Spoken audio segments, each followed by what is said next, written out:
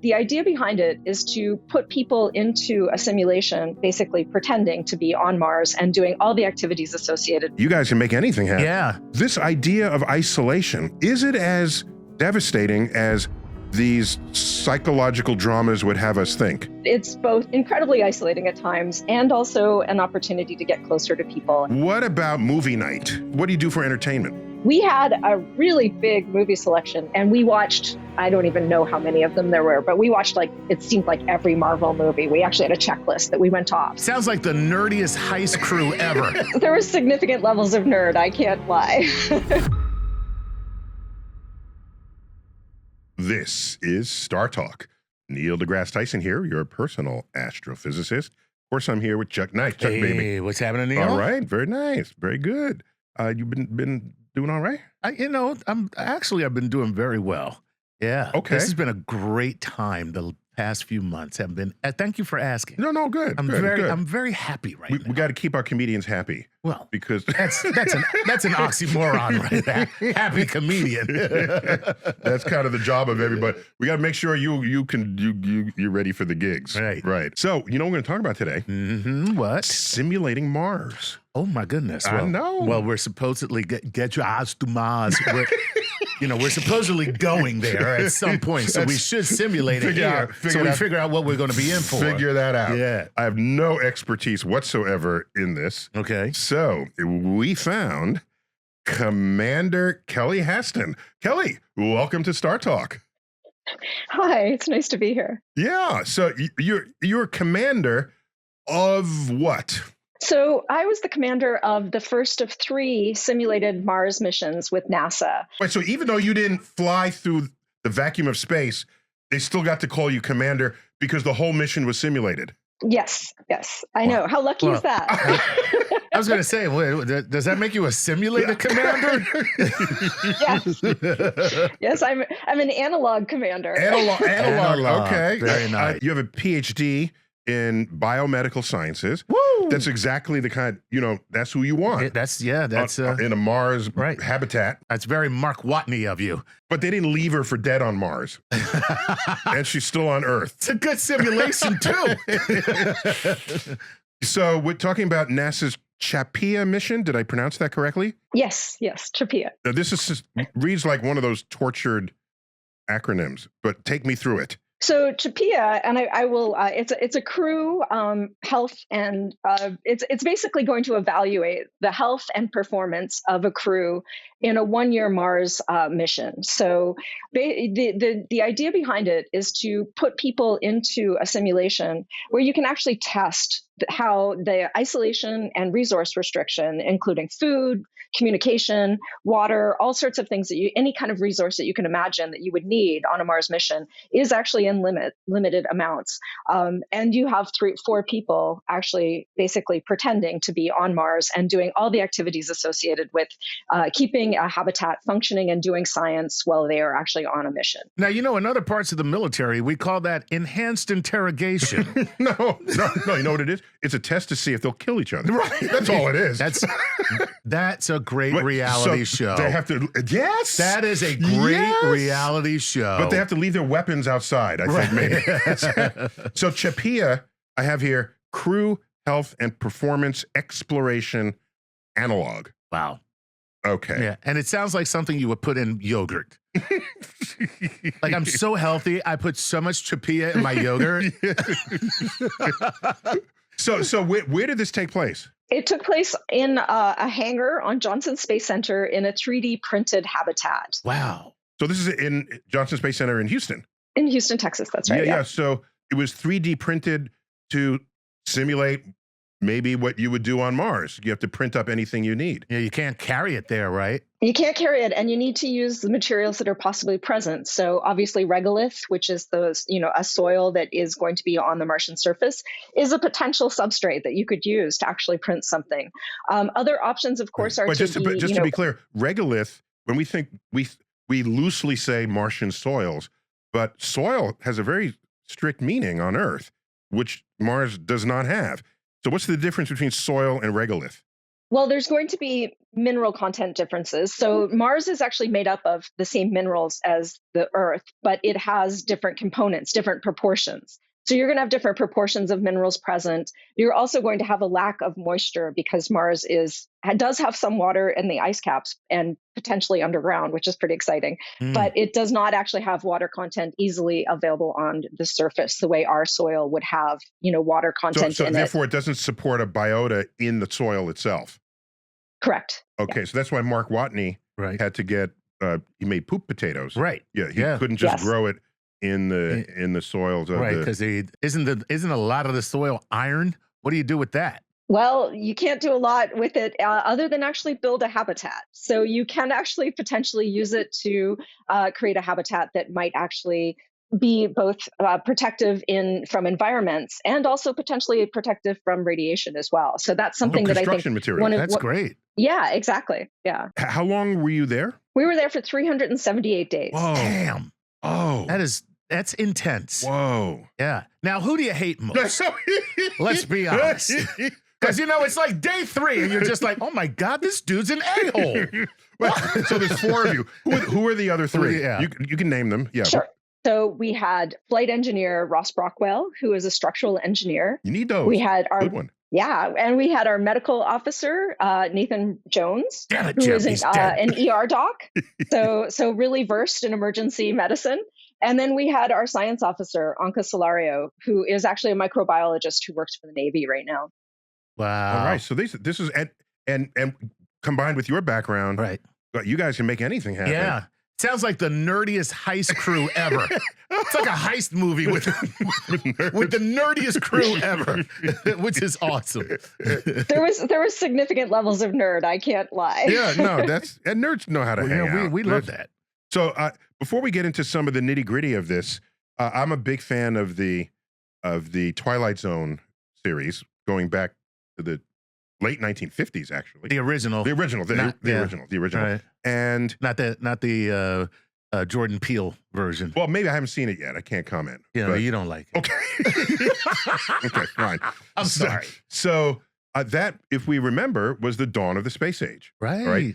And many of the episodes were made before anyone had been yet launched into space. Right. But we knew it was coming. And there were multiple episodes of astronauts that are just alone in space, and they're exploring the psychological damage that can bring from being away from other humans. Right. And it wasn't until I was older that I realized, there's long stretches of time I don't want to be around anybody. Oh, yes. And I'm a sociable person. Right. So clearly they're like hermits out there where this would not be an issue at all. Right. Or fathers. And NASA's always yapping at you anyway.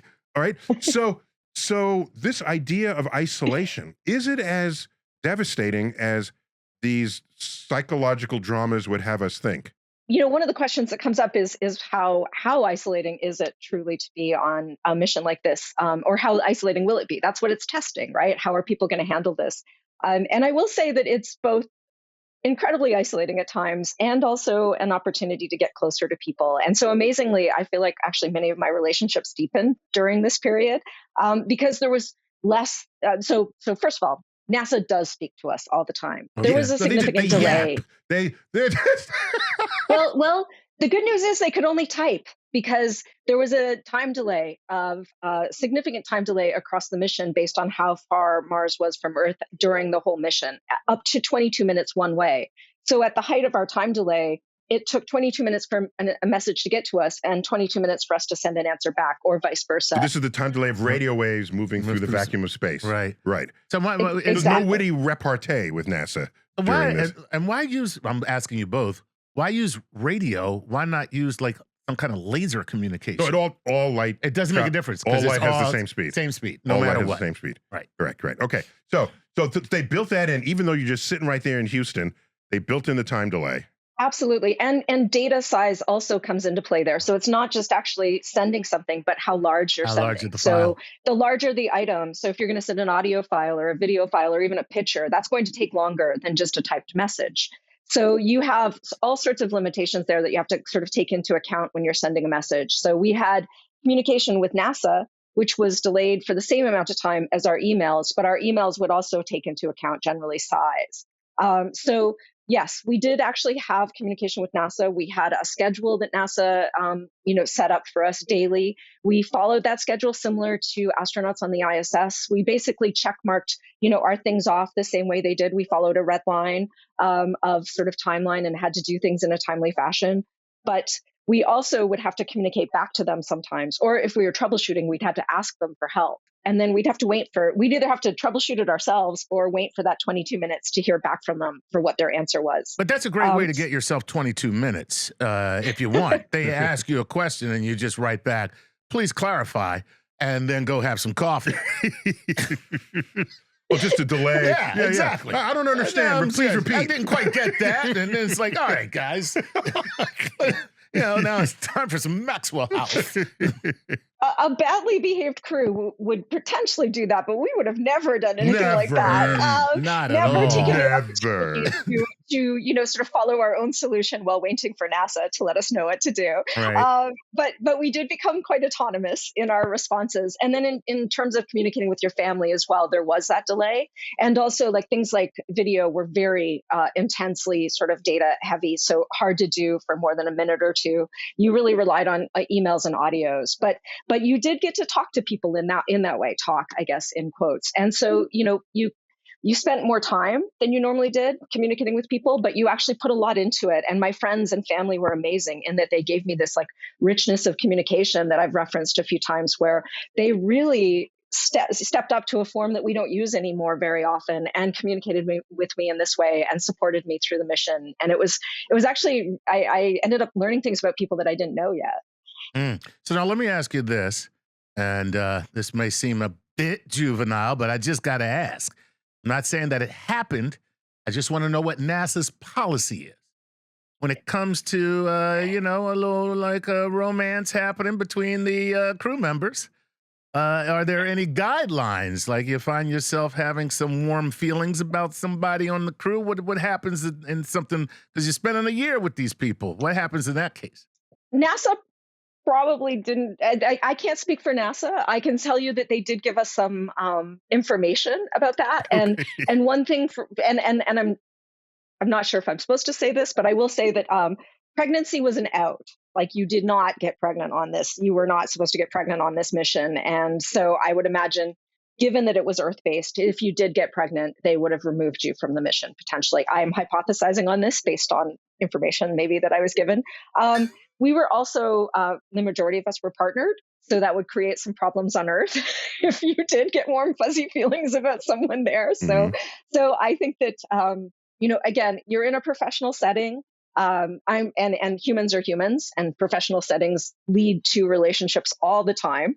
So I'm sure that could happen at some point, and we were lucky enough not to deal with anything like that.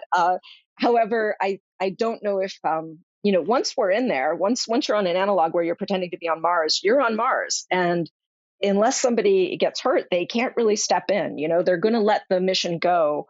Unless certain things do happen that they've outlined ahead of time. So I would say, luckily, we didn't have those issues, but it brings up something that I'm actually really interested in future thoughts around analogs and also real missions, which is it better to send partners? There's a huge issue with sending partners in terms of crew dynamic, but in terms of human happiness, there's actually a reason to think about sending families or units of people, because if you're going on a 3-year mission, a 1-year mission is actually relatively short. Mars is going to be longer.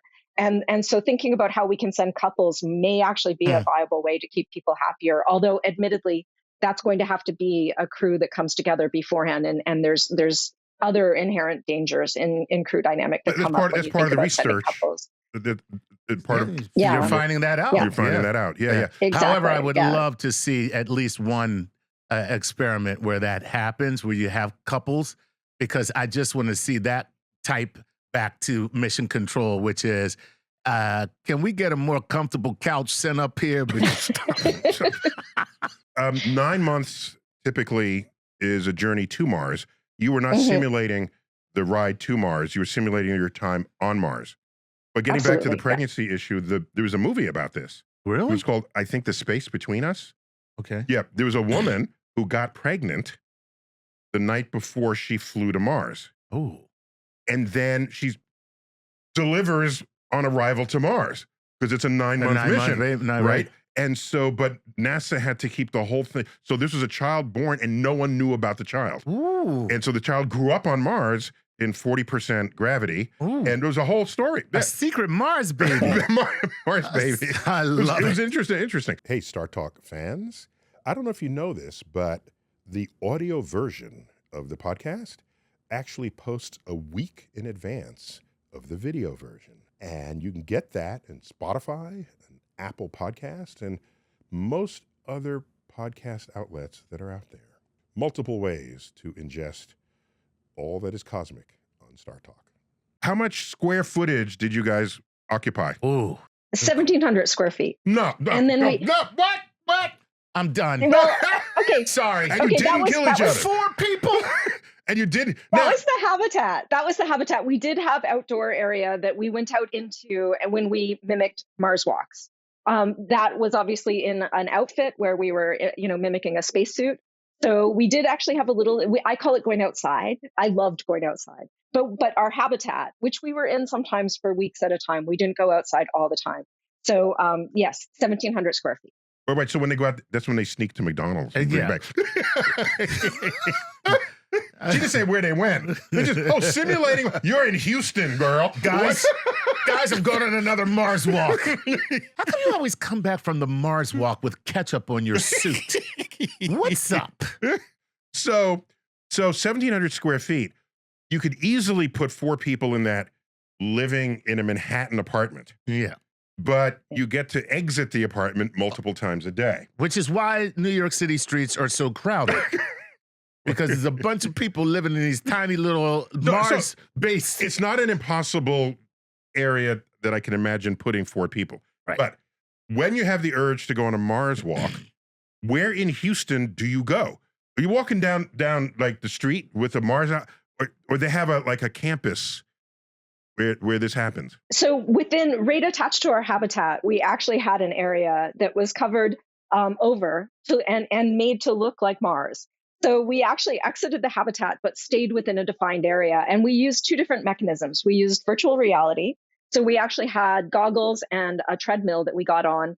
And we were able to go and do activities associated with scientific activities and also maintenance activities that you would expect to do. So we actually went outside. But wait, really, just when you said goggles, you mean VR goggles? VR goggles. Yeah, exactly. Okay. Yeah, like a whole VR rig, like with hand controllers gloves and pucks and the for whole your deal. feet. Oh, gotcha. Yeah, and the treadmill is to pretend like you were actually walking great distances. So you can cover ground. I mean, at this point, I've walked miles on Mars. Yeah. Oh, that's super cool, actually. But it does kind of feel really, like a little Truman Show-y. It is, yeah. Yeah. What was your sky and your horizon? So in VR, the realism was excellent. Like it was the VR team was amazing, and they put together a really beautiful package and set of activities for us that we got to do. The non-VR was a little less realism because obviously you're in a hangar in Houston that's pretending to be part of Mars, in a little area, but it actually wasn't bad. Like it was really the activities we were given, the builds that we were given, the different activities that we had to do outside. Combined with the outfit that we wore, did really sort of give you the sense, again, without the environmental issues of Mars. So we were lacking that, but so you're not going to mimic the difference in gravity or the difference in They could put a joist on you, all of you, right? To make you just a little bit lighter. Yeah, they could have done that. You're right, and we did have aspects of I think again I always think about analogs as what are they trying to ask? Here, they were trying to mimic the workload that would stress us out or tire us out or be the thing that actually made you physically or mentally tired. They were not actually, trying out, equipment for an actual Mars mission. So, we were addressing very specific things, and that was not in the scope. So, but that would be really, really cool. You can imagine another such mission, analog mission, where it's just for the gravity part. Yeah, and that would be amazing, right? To really try that out and see how that would feel. But you would have to rig both outside and inside. It would be, resource-wise, it would be quite a heavy lift for. So you'd be on Mars. You'd be about 60 pounds. Is that right? Yeah, that sounds about right. Yeah. So you'd you'd I have gotta a get to very Mars. different experience. I gotta get to Mars as quickly as I can. My goodness. That's not how it works, Chuck. Oh. You don't leave the fat behind. Now, what does Mars do for man boobs? Because that's where I'm really having a problem. So of course you're in a hangar, so you never exit the hangar even when you go out on your walks. Now I figured that out. I mean, we didn't see anyone. We didn't hear the people outside of, like, even though I mean, it's the weirdest feeling, right? You enter this habitat and you enter this space that you're going to be living in for 378 days. And you know that mission control is in a wall just a few doors down from you. And yet you don't see them for a year. You don't speak to them directly for a year. You don't hear them because they're being quiet. Like what an incredible labor of love they did, which is they spent a year working in a place where they had to be bone quiet, like just so quiet so that they didn't actually interfere with the mission at all. Wow. So it's a really strange, like, I mean, analogs are really funny that way because you have to buy into it on both sides, right? The ground has to be the ground, the mission in space or on a planet has to be the mission. And so it's actually a really, it's a very surreal thing. As a scientist, I can tell you that like it's a really interesting thing to see, like all of us drop into it and then like experience it. And everybody had different approaches and different ways to deal with it, but we all did, do our best to do the mission as if it was real, so that we were giving the best possible data to NASA, because that's the key, right? Why else are you giving a year of your life up? At any point psychologically, do you begin to believe the cosplay? I was going to ask that you are involved in. You're actually on Mars, right? And you don't want to actually exit, because that could mess up your brain. Do you actually go Daniel Day-Lewis on us and just like, I'm actually here, I'm doing this, I am Bill the Butcher, like. I can honestly say I did not. I wish I could say I did. I think it would have actually made it a really interesting experience as well. But I think it's almost impossible to turn your brain off and know that you're not on Earth. There's just a number of differences, right? Like that you're not going to experience similar things. So you are aware of it, but you're so determined to do the mission in the way that it's set up that I think that you buy into the experience in a very deep way. Like the fact that we were this unit, this team that was functioning together, and that we had to continue functioning together to do our work properly and so forth. And even to think about the work, right? Like doing science in this setting is not the way I do science normally, right? I do science and I actually produce particular types of data. Here we were making data for the sake of actually producing data personally. So we were actually making science that, for want of a better word, didn't matter. It was creating data of a different sort, and it was kind of a layer that you're the data. You had to. You are the data. But really, I am doing the science is actually the data. Me doing the science is the data, and then it's very meta. capturing it is. Yeah. Yeah. And by the way, that was also a Twilight Zone episode. Really? Where there was an actor on a set. Okay. Who had such a miserable home life, but his acting role, he had a joyous family and loving kids and everything. And he just flipped one day and became the actor that he was acting. Wow. And they took down the walls of the things. And, what are you doing? That's why it was. The Twilight Zone been up and down these streets multiple times. A couple other things. I seem to remember some studies where they put people in a room where they could live whatever biorhythms was natural to them. I don't know if that's the right term.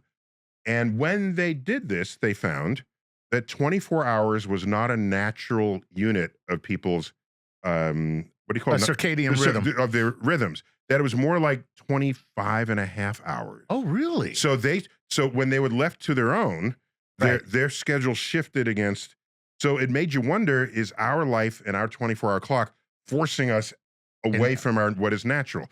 So did you do Martian days or Earth days? Ooh, because a Martian day is what? Martian day is a little longer. The Martian day would be a little longer, so it would actually be perfect to that. It would actually speak to that study. We did not, and I can hypothesize a few reasons for that. Number one, when we do activities on our schedule, right? Some of them can be autonomous, like cleaning the hab or doing maintenance on the hab or whatever.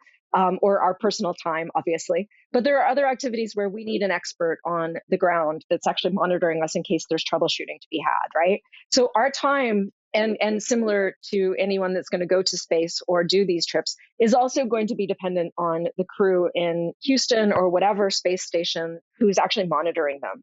So we stayed to the Earth clock. No, I'm not buying that. No, because when we send actual missions to Mars, the folks at JPL have 2 clocks on their wrist. They have Martian time and Earth time. Yeah. How many sols are there? That's right. SOL for sun days. And so they're forced to match the circadian rhythms of the rovers. so make Houston go on your schedule. Don't. Well, I would say from the experience that I think that, and this is just my experience, not NASA's opinion of this, but I think, having had this experience, that the crews that go to Mars are going to be far more autonomous than what NASA is used to. Like the time delay means you can't wait 45 minutes for an answer most of the time. You have to go forward with your troubleshooting solution, unless it's something that can be put off and changed to a later time in the day after you've heard from them. So to be honest, I think that the environment and also the delay and the length of time that people are going to be there, I have a feeling it's going to be a very different style mission, even than what we're doing right now. So even though I think that they're getting close to trying to actually answer questions about safety and health with analogs like this, by the time we go to Mars and actually have people living there, I think they're going to have ironed out some of these things. And I have a feeling that people's biology is going to actually, adapt and reign supreme. So in the end, I have a feeling that will probably be the case. But for our analog, we did stick to Earth time. And so, yes, I would just, if you're going to put me away for a year, you're going to follow my schedule.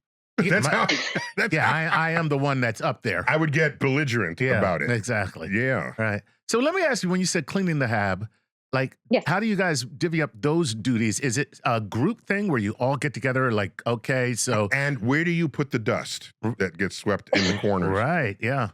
And what do you do if somebody's kind of a slob, just like Jim? How many times you gonna leave your space drawers in the middle of the doggone hab? What's up, man? Seriously, we're all a unit here. Space drawers? Is that a different kind of draw? So you were self-sufficient, right? So food, washing clothes. Everything. So we had everything. So there was a free supply in certain locations. So we could get things delivered to us from those pre-supplied areas. We had depots that were potentially, so there were times where we retrieved things from those resupply areas. That's a simulation of what a supply ship would deposit. Exactly. Uncrewed supply ship in a drop. Good. Exactly. Yes. But there were instances, and there were things where we just had everything we were going to have in the hab from the very start. And so right from the get-go, for cleaning supplies, we inventoried them, and we were tremendous in I will be braggy about that a little bit and say our crew had so much stuff left over because we really were very resource. We were so tight on the resourcing that we actually had abundance at the end in some of our items because we just were really strict, and we reused things like crazy. We were recyclers like you wouldn't believe. So that was kind of awesome. But for the cleaning and all the different activities, some of them were assigned. So sometimes we would go to our schedule and it'd be Commander and Fen, the flight engineer, are out today on EVA. So those would be dictated by our schedule and by NASA. But other things we would actually have. NASA will never call that spacewalking. They have to say extravehicular activity. Okay. I feel like just slapping them. Okay. So your Fen is out on an EVA. Go on. Okay. Yes. So, but other activities like cleaning and so forth, we would come together as a crew at the beginning of the week and look at the activities that we sort of were either assigned for or thought needed to happen. And then we would divvy them up. And so we had a pretty fair system where we kind of kept track of who did what the last time and cycled it around so people didn't get bored. But also, luckily, I didn't see anybody in their space gotchis. So yay for me. That was great. That would have been not good. And also, those are not normal men. Okay. but we were really if clean. men left to themselves, they just drop their pants, walk around in underwear all day. Listen, we will seek our lowest common denominator of existence. That's who we are. It doesn't make a difference. You know, my mother said to me once, she came into my room, she was like, when are you going to clean this room? And I went, why is the question? You're asking about time. I'm talking about reason. So we don't see a reason. All right, so we always hear about these tasks that everybody has to perform, as particularly if you're doing science experiments, it's timed or it's, all right. What about movie night? I mean, how do you do for entertainment? Wow, yeah. So the crew was, we had a little bit of preloading. So we met each other during evaluation weeks when they were choosing the crew. But preloading, that's when you drink before you go out? That's pre-gaming. Oh, pre-gaming. No Sorry. alcohol. Pre-gaming, yes. No pre-gaming on this mission. No alcohol on this mission. However, preloading is probably a better term than pre-gaming. Yeah, preloaded. Yeah, preloaded. Hey man, I'm gonna tell you, I'm preloaded. I'm ready to go. We should start that right now. Yeah, it should be. Yeah, we do preload. Forget pre-gaming. We're preloading. Okay, so we interrupted. Go on. No, that's okay. So we were really collaborative at getting together before the mission. We had a limited amount of data that we were each allowed to bring in and a limited amount of personal items. So there was a weight limit to our personal items. We actually made sure that there was very little redundancy in both the movies we brought in, the music we brought in, the books, et cetera, et cetera. So we really did actually combine all of our resources, including like, if you wanted to do a Christmas or a holiday celebration, one person brought in something that would be appropriate, but not all of us, right? So we were really trying to like actually do that. So we had a really big movie selection in our personal data. And we watched, I don't even know how many of them there were, but we watched like, it seemed like every Marvel movie. We actually had a checklist that we went off. So that was like for a period of the mission. Did you watch the movie The Martian? We did not watch The Martian, but I had read the book already, and one person read the book while we were in. Okay. All right. And just because I have to say this, Andy Weir is a friend of our show, and we've had him as a guest. Yes. And he handed me the highest compliment I ever received. Which was? Because he's an engineer turned novelist. He said, Neil, when I was writing The Martian, putting all the good science in it, he said he imagined I was looking over his shoulder. Right. Yeah. Well, because he knows that at some point you would have been trashing the movie. No, he didn't want me tweeting about That's it. That's what I'm saying. At some point you would have been like, clearly this is not physically possible. So they don't let you watch the movie Titanic on ocean liners, and you didn't watch Martian on your Mars. So when you say we didn't, but we did watch. There's a TV show about Mars that we did actually watch. I'm blanking on the name right now, but we did. What is it called? It's like a NASA. It's like a alternate universe NASA. Oh no, yeah, that's For All Mankind. Yes, For All Mankind. Thank you. And we did that's watch where the Russians got to the moon first. Russians got to the moon first. Yeah. And then of course we were behind on everything, including getting women into the space program. The whole deal. It's not a bad series actually. Yeah. I mean, I think they bumped women and people of color up because of the Russians. So it really actually did us some good, frankly. Yeah, sometimes because women got to go to space way earlier in the alternate universe. So that was. I have a solid state disk, and I have like 300 movies on it. What do you mean you're limited in how many movies you can bring or how many books? Why would there be any paper at all? We live in the digital era. So sorry, I was talking about ebooks. So we did have a data size limit. So there was a data size that they gave us, which was all we could bring personally. I don't have an answer for that I can give. What? Because they don't want you spending all your time watching movies. It's real simple. It's the same reason you do it with your kids. You limit the time. You limit the time that they're able to be on their device. All right. So I can imagine, though, like that in any mission, the majority of data you want to go to mission priority items, right? So the items that are going to support the mission's objectives. The stuff for personal is limited in that it's going to be, this is what you personally can bring, in the same way that the limit of weight. So how many clothes you can bring, how many personal items you can bring. Can you bring a guitar versus a keyboard, if you really love music, versus I actually needle pointed. So I brought like sewing items and needle pointed everything I could possibly think of to do with the mission, including the CHAPEA logo, which is right behind me. Yeah, a guitar you get to bring, but you can only play it in your room. Stop. Don't subject the rest of us Unless to your it's good. awful guitar Unless playing. she's good at Unless it. you're really good. Okay. Yeah. I went to summer camp for 2 weeks, and there was no television, no phone, no nothing allowed. And one guy bought a guitar, and I swear I wanted to kill this dude after 2 weeks, because every night it was him trying to very poorly figure out a rendition of whatever he was playing. Oh, it was terrible. Terrible. Just because you had a bad experience doesn't mean everybody else has got to follow that. I'm just trying to protect you. Have you ever wanted one of your questions on the universe answered? We all have questions about the universe. From black holes to quasars, quantum entanglement, wormholes. There is no end to the depths of cosmic curiosity. Well, the entry level of Patreon membership with StarTalk gets you just that. I think it starts at $5 a month. You have access to the question line that reaches our Cosmic Query programming. And not only that, we produce a special Cosmic Queries installment just for Patreon members. If you weren't the director of the Hayden Planetarium, what do you think you would be doing? What? Okay, but this had to be another universe. It wouldn't right. happen in this universe. Okay. I'd be a songwriter for Broadway musicals. Ooh! So that's the entry level, and the perks ascend from there. There's a level, in fact, where we send you an autographed copy of one of my latest books. Right now, it's Starry Messenger, Cosmic Perspectives on Civilization. And it's signed with my fancy fountain pen with purple ink. So I invite you to just check the link below. And all of that money goes to our ability to experiment with new ways of bringing the universe down to Earth. So thank you for those who have already joined.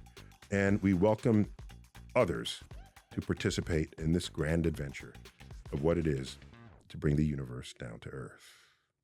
As always, keep looking up. For me, just speaking as a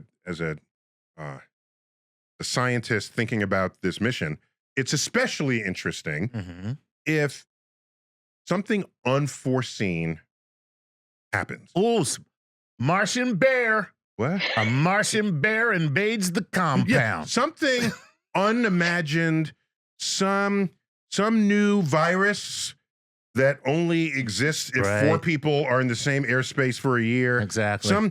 You find an extra set of footprints leading around the back of the habitat. Yeah, what's that? Right. Then it's like, okay, we did this experiment to explore the limits of that's any experiment taken to the limits is going to discover stuff. Oh, that's cool. So that's the whole point. Yeah. Okay. Right. Why did we build James Webb? To go where we've never seen before. And so you expect to discover stuff we've never seen. What have you discovered?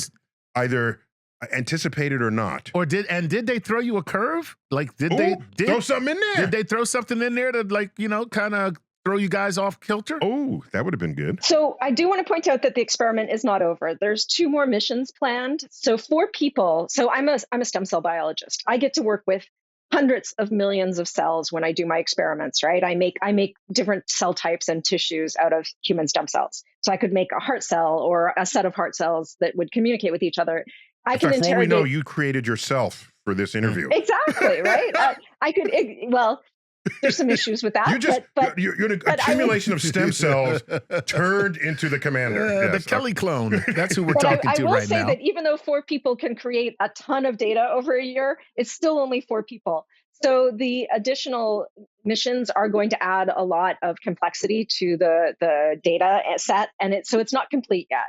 And so I can't really speak to exactly what we found yet because it's a very long-term experiment. And it makes me grateful that I'm a stem cell biologist because I get much more immediate answers than these people studying us do because they're going to have to wait for years. But I think that there were some really interesting findings about, sort of how we interacted. I think that the crew and the team on the ground was really inspired by some of the solutions we came up with to some of the things that did happen to us. I'm being a little bit vague because of the additional missions. We can't really we don't want to tweak them or give them too much insight into what's going to happen so that they're not actually, so that they remain comparable to us, right? You So you protect the actually don't want integrity to. of the setup. Exactly. But exactly. who analyzes the data that you produce about you doing this work? Because it sounds to me like a lot of the information that you are gathering would be data to be analyzed by social scientists, Yeah, of course. psychologists, Yeah. behavioral scientists. Do they have those at NASA? No, you publish it and then everybody sees it. Yeah. Oh, That's how that works. Is that so? But That's to cool. answer your question, they do. So they Oh, they do have, okay. they had a plethora of people at NASA working on this, and a tremendous amount of groups came together to integrate the study and design it that way. So we had people thinking about exercise, we had people thinking about the team dynamics, we had people thinking about the food that we were eating. We had biological sampling throughout the mission. So the data they collected was actually vast and across many different types of data. And so each group came together, and they will actually integrate that at the end when they can analyze all of the people in the study. She said biological sampling. I think they're just collecting her poop. That's I'm afraid that's true. Yeah. Okay. Wow. Yeah. So let me ask you before I'm thrilled, and I'll just tell you guys, because you seem to like to talk about it. I am thrilled to not be pooping into a container anymore. Okay. Okay. Yeah. I got to tell you, I'm not. I think I would rather enjoy the experience. I'm just saying. I ain't going into space with you. That's right. So you know what? The third mission still needs people. I think the second mission might be closed, but you could be ready to apply for that third mission and be a Mars analog astronaut just like me. Now I have to put on my physicist hat and ask you. It's my last. I think we've run out of time here. My physicist hat is over the 370 days. What was your energy source? Because that would be responsible for imbuing the food with energy. If you grew your own food, for your own nourishment, for your own warmth, for your own, if you're heating food, that energy has to come from somewhere. Right. Yes. And so, did you have solar panels out front the way you might have on Mars? And were they only operating 12 hours a day? And at Mars, the sun is like, half as intense or something. Because it's farther back. It's farther back. So what was your energy budget? Because the buck stops at the energy. Right, exactly. Yeah, I don't know how much I can answer about that, but I can tell you that I did clean a lot of solar panels during maintenance. So we definitely did have an aspect of that built into the activities we did. Just to be clear, so on Mars, there's a lot of dust storms. So dust can just land on your solar panels. And so you dust. It's like the ump at the home plate. Right. You got to get out there and clean those panels. So yeah, that's a very natural thing you'd have to do on Mars. Yeah. Right. Okay, go on. Yes, and similarly in terms of resourcing and how that functioned, that was part of the experimental design. And I don't know if I can actually disclose it, but in each case, we were given limitations for certain things that the mission was interested in. And so that was something that they measured throughout the mission. And that will probably be some of the items that we actually are unblinded to when we actually see the final data set from all three missions. So there is some element to that is a little bit on the lowdown, just so that we don't actually disclose too much. But I think I just heard NASA has a secret energy source that the rest of us are not privy to. Oh, who knew? Look at that. Oh, so all of us suckers are out here burning fossil fuels while NASA is luxuriating in their own special energy source. So another thing, just to clarify, since this was not a mission to see if you could generate your own food, your module was preloaded with food, with a year's worth of food. So we had food basically that's the same as what's on the ISS. We had dehydrated food and we had shelf-stable food, but we did get to grow crops for certain parts of the mission. Crops and we did in the 1,700 square feet. How could you use the word crops? Okay. Well, these are potted plants, right? When you're in when you haven't had fresh vegetables for 6 months, then it feels like a crop. I got you. because man, you are happy to eat those. So I would say yes, we did have a very small scale grow area, and we were able to supplement with that. But I think the idea being that in any mission, you hope to always supplement for people with fresh vegetables and fruits and so forth, because but you could not have lived off of that. that. You could not have lived off of that. No, and if it failed for any reason, right? If you ever had like a virus come through or a fungus or something like that come through, if anything, a bacteria, anything that took your plants down and you were relying on them, you You're would be done. hosed, right? So any mission that goes to Mars or any place or That's the the moon or basis of wherever, Interstellar. Right. yeah. A blight hits the crops. Right. Yeah. Yeah. So obviously you're always going to have to, and NASA, that's, I think, one of the reasons that NASA loves analogs is that you get ready for every eventual problem, Yeah. right? It lets you test out and practice in a safer space where you're not going to hurt people, what's going to happen so that when they actually get there. And I think that Chris Hadfield has said this really nicely, that like analogs just really, they make your muscle stronger in these areas. And then you actually know what to do when you're there, right? And that's not for the people that are pretending to be on Mars. It's for NASA, who's actually, preparing that way too. So they're getting all this data on how to keep us healthy, but they're also actually testing how to keep teams happy and how to grow food and do that safely and so forth. So there's really cool aspects to it, even though there's aspects that are like, as you say, it's a trade-off and you do have to think about those resources. So I think I always want to always ask people who ask me that question, like, where do you think the best money is for an analog mission? And what is like the best bang for our buck? How can we actually send people to these places as safely as possible to keep the public happy, because we don't want to hurt people, but we actually have to take risk to get to, places like Mars. No, I think it's a tremendous exercise in risk management. I mean, Yeah, it's of course. so worth it. And NASA's been very good about that ever since its founding years. Uh-huh. By the way, you mentioned Chris Hadfield, the Canadian astronaut, probably the most famous Canadian astronaut, and he's been a guest on StarTalk. Yes, he has. Yeah. Yeah, we even had him play his guitar, as he did in space. And says, as I said, leave your guitar at home. Stop! I'm not even gonna lie. So Kelly, we gotta call it quits there. This has been a delight to have you on here. And when you get when all three missions are done, you're not going to repeat, right? No, although I would love to do like a different form. Like I'd like to go to Antarctica next and like try an analog there, because like that's a different kind of analog, and it would be super cool. You are the only person them. I have ever heard in my life say, "I'd love to spend a year in Antarctica." You're cut from a different jib. Just there, got the Kelly. right amount of crazy. I'm telling you. I'm glad you're on our side.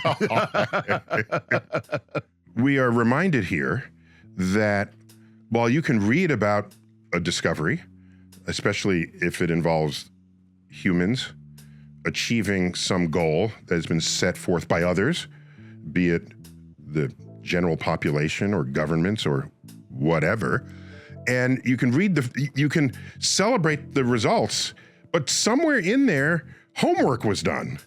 There were people who came before, scientists, engineers, test subjects, and you don't always read about them. You don't always read about the hard work that went in to prep the final steps that are taken by those who get all the media attention.